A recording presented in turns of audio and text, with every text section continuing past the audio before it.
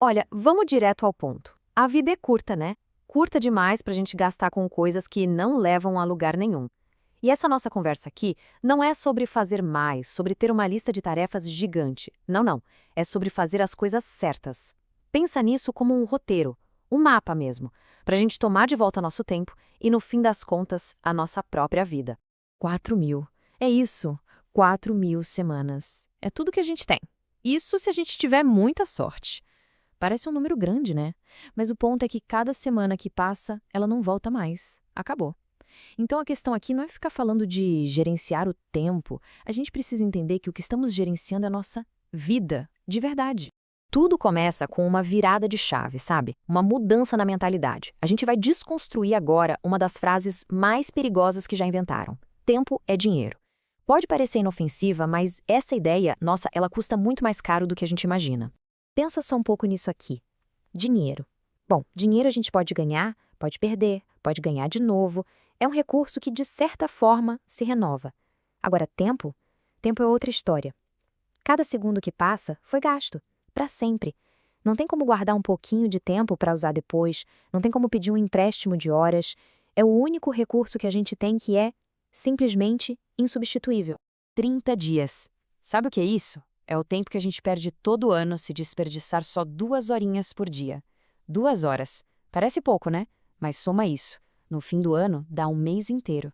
Pensa só, tem um mês a mais todo santo ano para tirar um projeto do papel, para aprender algo novo ou, sei lá, só para estar de verdade com as pessoas que a gente ama. Esse é o custo real daquelas pequenas distrações do dia a dia. Ok, mas para onde esse tempo todo tá indo, afinal? Muitas vezes não é numa coisa grande, num evento específico. O problema tá nos pequenos vazamentos do dia a dia. São aqueles ladrões silenciosos, sabe? Que vão roubando minutos aqui, horas ali, e a gente nem se dá conta. Que é uma boa pergunta para a gente se fazer, né? Para onde uma vida inteira realmente vai? Se a gente pudesse pegar todas as nossas ações de cada dia e somar, sei lá, por 80 anos, qual seria o resultado final? A resposta, quando a gente olha os números, bem, é surpreendente. Olha, os números são de cair o queixo. 7 anos. Uma pessoa gasta, em média, 7 anos da vida rolando feed em redes sociais. Mais 3 anos vendo TV. E um ano inteirinho só checando o celular. Peraí, não é pra gente sair demonizando tudo isso não, não é essa a ideia. A questão é outra. Será que essa é a melhor maneira de investir mais de uma década da única vida que a gente tem? Então, como é que a gente faz para pegar esse tempo de volta? A solução, já adianto, não é trabalhar mais, não é encher a agenda até não caber mais nada. É o oposto. É sobre focar naquilo que realmente importa. E, para ajudar nisso, existe uma verdadeira regra de ouro. É a famosa regra 80-20, também conhecida como princípio de Pareto. E a ideia é bem simples, mas é poderosa. Mais ou menos 80% dos nossos resultados vem de apenas 20% dos nossos esforços. Pensa nisso. A grande maioria do que a gente alcança vem de uma pequena parte do que a gente faz. Todo o resto é, na maior parte do tempo, só ruído. É isso que a gente vê aqui. A maior parte do que a gente faz no dia a dia tem um impacto mínimo, quase nada. Só que algumas poucas ações, a essas sim têm um poder que é totalmente desproporcional. Por isso, o verdadeiro desafio não é só trabalhar duro, é ter clareza para saber quais são essas poucas atividades que geram o maior impacto e proteger esse tempo com tudo. E isso leva a gente para uma distinção que é, olha, fundamental. Estar ocupado não é a mesma coisa que ser eficaz. A nossa cultura meio que aplaude a correria, né? A pessoa que está sempre ocupada. Mas a medida real de progresso não é o número de tarefas que a gente risca de uma lista. É o impacto, o resultado de verdade que a gente gera. Beleza, com essa estratégia em mente, vamos para a tática, para a parte prática. Porque tem uma verdade. Se a gente não planeja nosso próprio dia, outra pessoa ou algum hábito antigo vai fazer isso pela gente. Então, chegou a hora de construir um sistema que funcione. E uma das ferramentas mais poderosas para isso é o método de blocos de tempo. Em vez de ter só uma lista de tarefas jogada, a gente pega o calendário e dá um endereço para cada uma delas. Por exemplo, de manhã, quando a energia está no pico, a gente reserva um bloco de 90 minutos para o trabalho mais importante, aquele que exige foco total.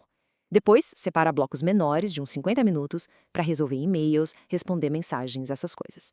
E, o que é crucial, reserva um bloco no fim do dia para refletir, ler um pouco e planejar o dia seguinte. Eu adoro essa frase, ela diz tudo.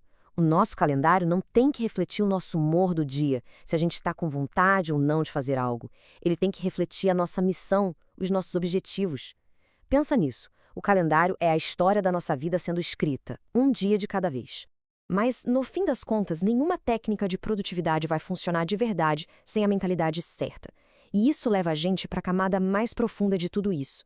Não se trata apenas de gerenciar o tempo, mas sim de se lembrar de viver com propósito. É sobre adotar uma perspectiva que injeta um senso de urgência e de significado em cada momento. Os antigos filósofos estoicos tinham uma prática chamada memento mori. A tradução é: lembre-se de que você vai morrer. Eu sei, parece mórbido, né?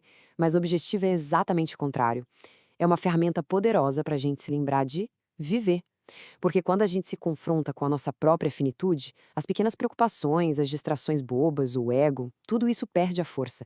E aí, o que realmente importa vem com tudo para a superfície. Porque o grande inimigo não é a morte. O grande inimigo é uma vida desperdiçada. A questão, então, não é ter medo de morrer. É ter medo de chegar ao fim e perceber que não se viveu uma vida que era de fato nossa. Essa perspectiva transforma o medo em combustível, em motivação para viver sem arrependimentos. Então, como a gente constrói essa vida rica em tempo e cheia de propósito? Bom, é com hábitos, com intenção. Primeiro, priorizando a energia. Tem que dormir bem, comer bem, se movimentar, porque vamos combinar, tempo sem energia não vale nada. Depois, focar profundamente, fazer uma tarefa de cada vez, sem interrupção. Outra coisa, refletir toda semana, olhar para trás e se perguntar o que roubou meu tempo. E por fim, talvez o mais difícil, aprender a dizer não. Um não com amor, mas um não firme para proteger o nosso foco. E para a gente terminar, fica aqui uma pergunta. Uma pergunta para refletir de verdade. Se restasse apenas um ano, o que mudaria hoje? Não amanhã, hoje. Essa urgência para viver não precisa vir de uma crise, de algo externo. Ela pode vir de dentro, da nossa própria consciência. Então, a mensagem final é: não espere. O momento de começar a viver a vida que realmente se quer é agora.